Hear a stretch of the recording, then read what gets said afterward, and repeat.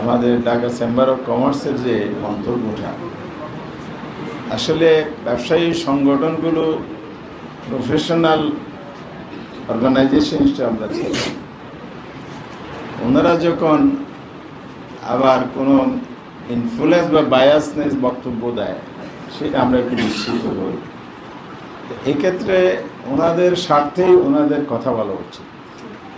কারণ সরকার যে ঋণ কথা বলেছে, আসলে তো ঘাটতি বাজেট পরবর্তী যেটা বাজেট বক্তব্য দেখে উপস্থাপন করেছে, কিন্তু প্রকৃত অর্থে এখানে ঘাটতি হবে 4,80,000 কোটি টাকা।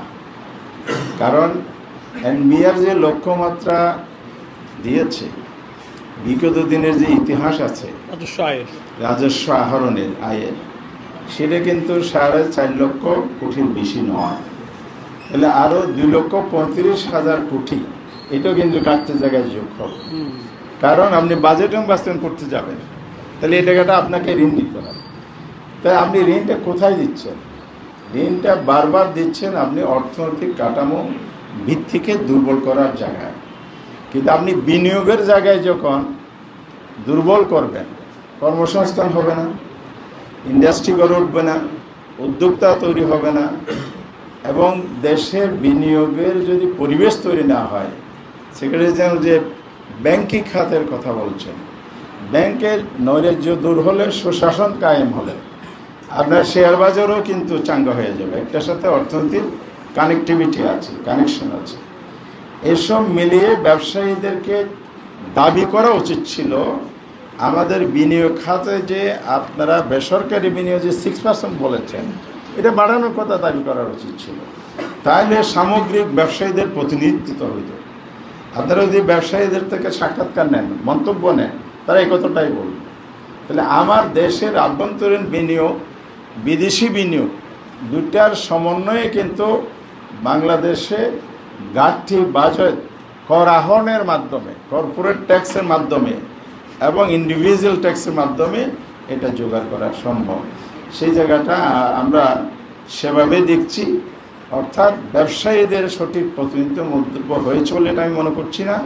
ওনাদের বরং ওনারা ফ্যাসিলিটিগুলো কি দেওয়া হয়েছে।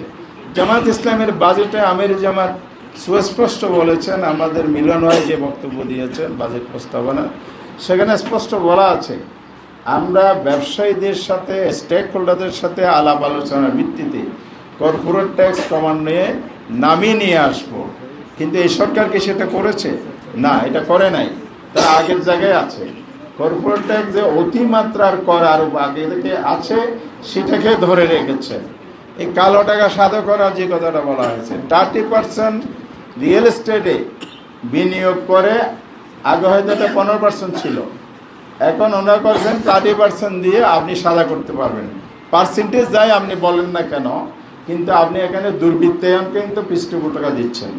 কালো টাকা আয় করার যে একটা সুযোগ তৈরি করে দিয়েছেন আপনি। অর্থাৎ আপনার মাথায় তো এটা আছে, এই কালো টাকা সাদা করার কারা? সরকারি দল, সরকারি সুযোগ সুবিধা, ঠিকাদারের চাঁদা, কমিশন সব নিয়ে টাকা রাখার জায়গা পায় না, তখন ওই রিয়েল এস্টেট খাতে বিনিয়োগটা করে সম্পদ প্রবৃদ্ধি। তার দেখা যায় ইলেকশনের ফলকনামায় সব কিছু না দেখালেও যা দেখায় 10 গুণ, 100 গুণ, 50 গুণ বেড়ে যায়। কেন? ওই কালো টাকার সুযোগ দিয়ে বৈধ করা হয়েছে। এটা চিরতরে বন্ধ করা উচিত।